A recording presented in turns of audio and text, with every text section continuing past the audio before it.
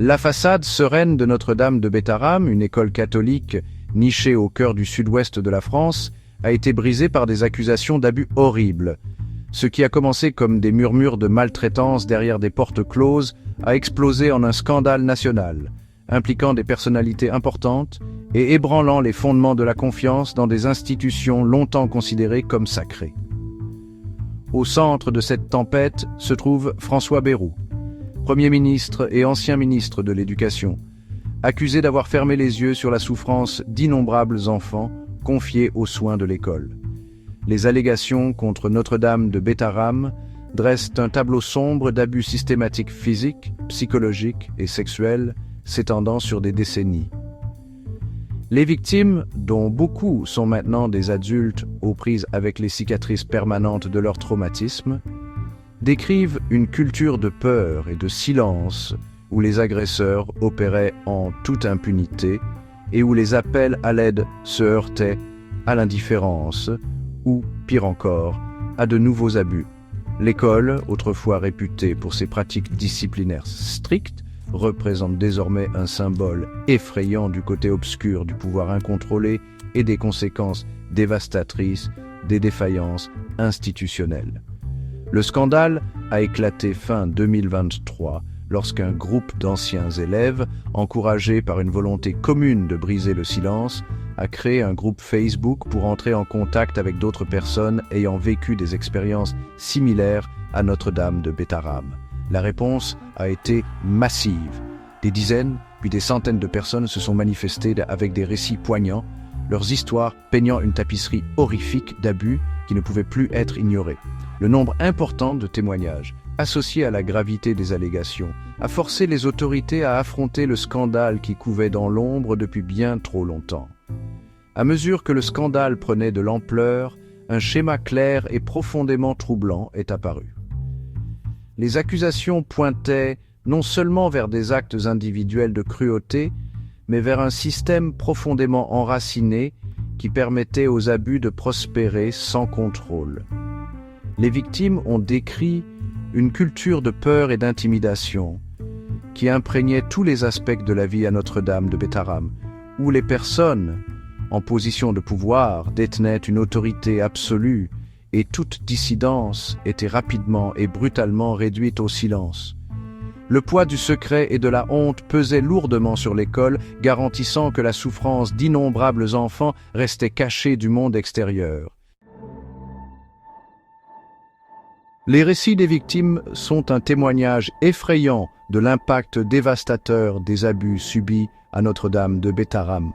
Leurs témoignages, chacun étant un éclat d'innocence brisée, brossent un tableau déchirant d'enfance volée et de vie à jamais marquée par le traumatisme qu'elles ont enduré. Certains parlent d'abus physiques incessants, de coups et de châtiments infligés avec une brutalité qui défie l'entendement. D'autres racontent le poids accablant des tourments psychologiques, des humiliations et des dégradations constantes destinées à briser leur esprit.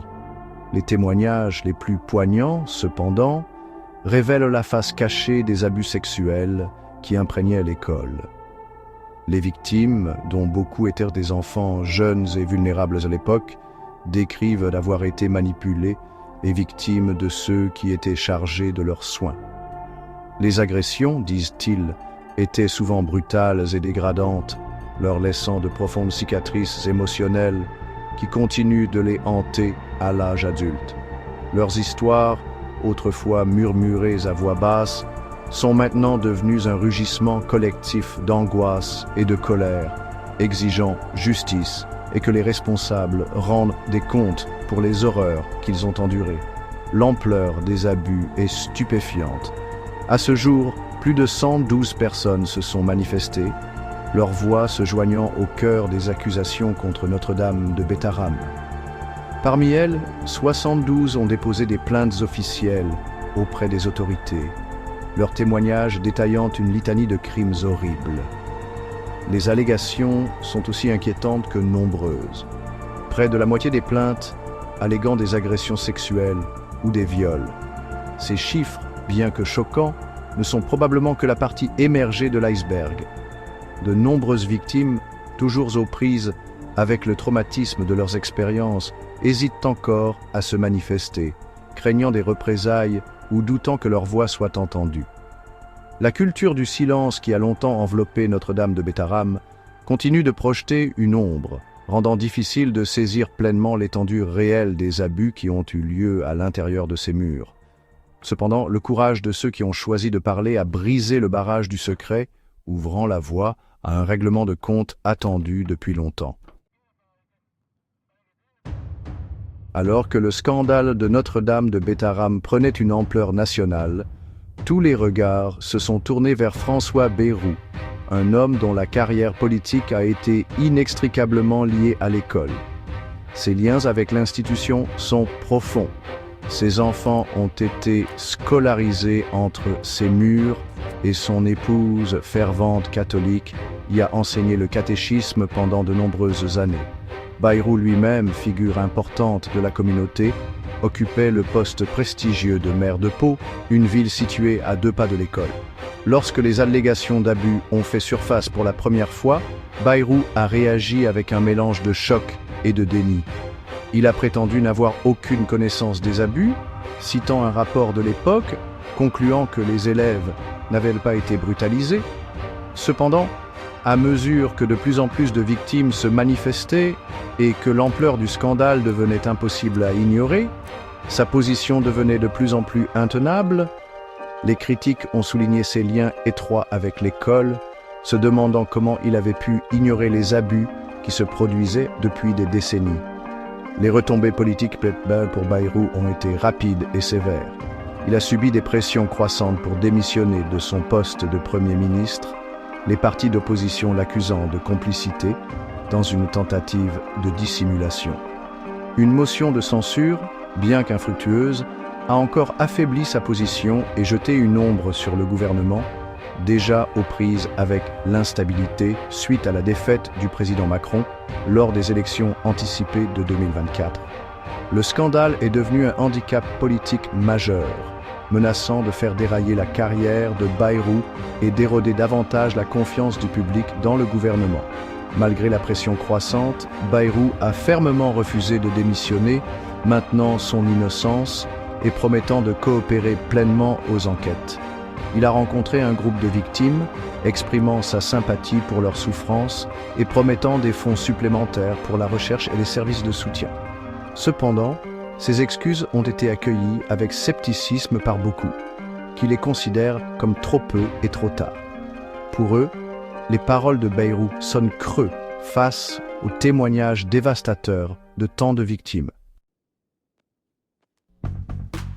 Le scandale de Notre-Dame de Bétharram a provoqué une onde de choc dans toute la France, ébranlant l'Église catholique jusqu'à ses fondements et déclenchant un débat national sur l'abus de pouvoir au sein des institutions.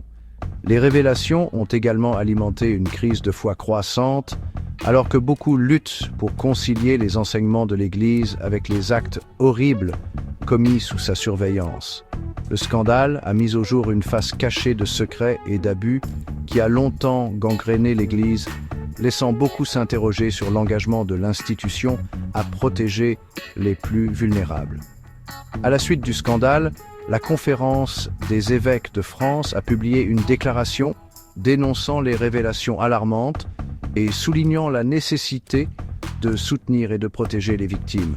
Cependant, beaucoup pensent que la réponse de l'Église a été inadéquate, ne parvenant pas à s'attaquer aux problèmes systémiques qui ont permis aux abus de se produire en premier lieu. Les critiques soutiennent que l'Église doit aller au-delà des paroles et prendre des mesures concrètes pour garantir la responsabilisation et empêcher que de telles atrocités ne se reproduisent. Le scandale a également suscité l'indignation et des appels à la justice de la part du public. La couverture médiatique a été étendue, les journaux, les chaînes de télévision et les plateformes en ligne, consacrant un temps d'antenne et des colonnes importants à l'histoire. Les témoignages des victimes ont été largement partagés, leur courage à s'exprimer inspirant d'autres à se manifester et à exiger que les responsables rendent des comptes. La pression exercée sur les autorités pour qu'elles mènent une enquête approfondie et impartiale a été immense, avec des appels à la transparence et une détermination à traduire les auteurs en justice. Le système judiciaire est maintenant aux prises avec la tâche complexe et délicate d'enquêter sur les allégations. Une information judiciaire a été ouverte en février 2025 par le parquet de Pau et une enquête parlementaire est également en cours. Ces enquêtes approfondiront les accusations d'abus, cherchant à découvrir la vérité sur ce qui s'est passé à Notre-Dame de Bétharram et à tenir les responsables pour responsables. Cependant, le chemin vers la justice sera probablement long et ardu, car les enquêteurs naviguent dans un réseau d'allégations, de dénégations et d'une culture du silence qui persiste depuis des décennies.